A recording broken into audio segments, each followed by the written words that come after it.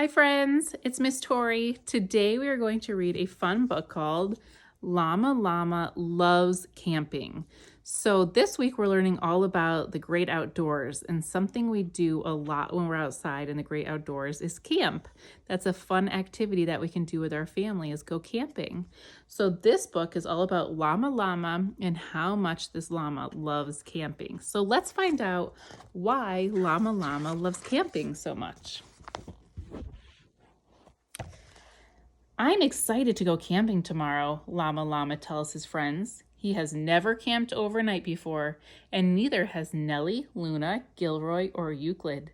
It will be super fun, Mama Llama says, and Grandma Llama and I will be with you the whole time. Camping is going to be very different from being at home, says Llama. Luna nods. We'll be out in the open, under the trees and the sky. And we won't have any kitchen or house things like a refrigerator, oven, or lights, says Gilroy. Euclid looks worried. After all, he loves gadgets. We can't use any machines while we camp, he asks. That's right, says Mama Llama. We're just going to bring the essentials. Essentials are the few things we really need.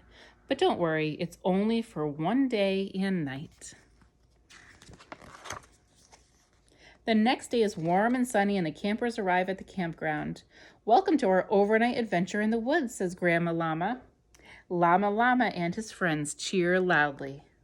Everyone has one bag except for Euclid. He carried two. Don't worry, he explains, I only brought the essentials. That's a lot of essentials, Nellie says with a laugh. Okay, campers, says Mama Llama, let's go for a hike while it's still light outside. I can plug our route into my directional device, says Euclid. Remember, Llama says kindly, no gadgets allowed. Okay, he says, putting it away. Not using his gadgets is going to be hard. Mama Llama leads the campers along a trail in the woods. Wow, says Llama, looking around. These trees are so tall. I wonder how tall they are. Can I measure them with my digital tape measure? Luna shakes her head. No gadgets, she remembers him. Oh yeah, Euclid says. When the group gets further into the woods, Mama Llama asks the campers to stop for a moment. Let's listen to the sounds of nature, she says. What do you hear? I wonder what they hear in nature. Llama pauses. I hear a bird chirping, he says. I hear leaves rustling, says Luna. I hear a tree creaking, says Gilroy. Nellie points to a bee. I hear him buzzing, she says. I hear all that too, says Euclid, and I hear water flowing in the distance. The sounds in the woods are very different from the sounds at home, says Luna. Yes, says Nellie. Those are machine sounds. Beep, ring, ring, wee-oo, wee-oo. She laughs at her imitation of a siren. Euclid pulls a tape measure and camera from his bag. I want to make a recording to remember the sounds, he explains. Mama Llama smiles at Euclid. For this trip, let's just listen hard to remember everything, she says. I forgot, says Euclid. No gadgets thing is tougher than I thought. After their hike, Llama and his friends help Mama Llama and Graham set up camp. Instead of a house, they have a tent. Instead of a refrigerator, they have a cooler with ice. Instead of an oven, they have a roaring campfire. It takes some work to camp out, says Mama Llama, but it helps you appreciate the nice things you have at home a little bit more. Later, the campers eat a delicious dinner around the fire, and now it's time for dessert, says Grandma Llama, handing out sticks. Do we just eat these? Asks Gilroy. No, says Graham, laughing. You eat these marshmallows after we roast them on the fire.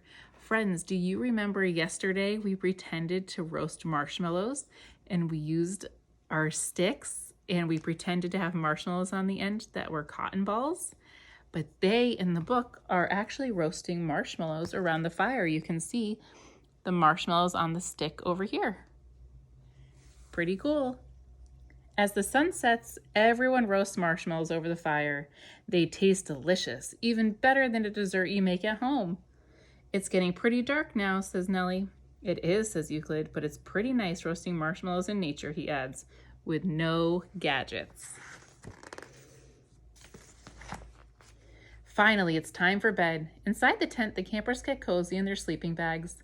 Once they're all tucked in, Mama Llama has an idea. Let's listen closely to the sounds outside and pretend they're music, she says. The campers close their eyes. They hear the crickets chirping. They hear a bird calling. They hear the wind whooshing and owl hooting. It sounds like they're all talking to each other, says Llama. The music of the forest is very peaceful.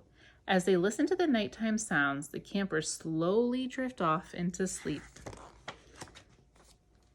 In the morning, sunlight streams into the tent. The campers wake up, feeling refreshed. Mama Llama and Grandma are very proud of Llama and his friends for spending the entire night in the woods.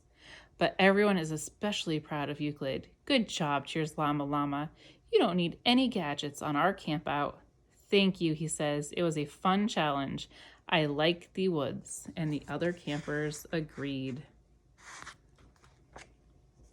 Can we go on another hike before we leave? Nellie asks. We sure can, says Grandma Llama. But first, breakfast.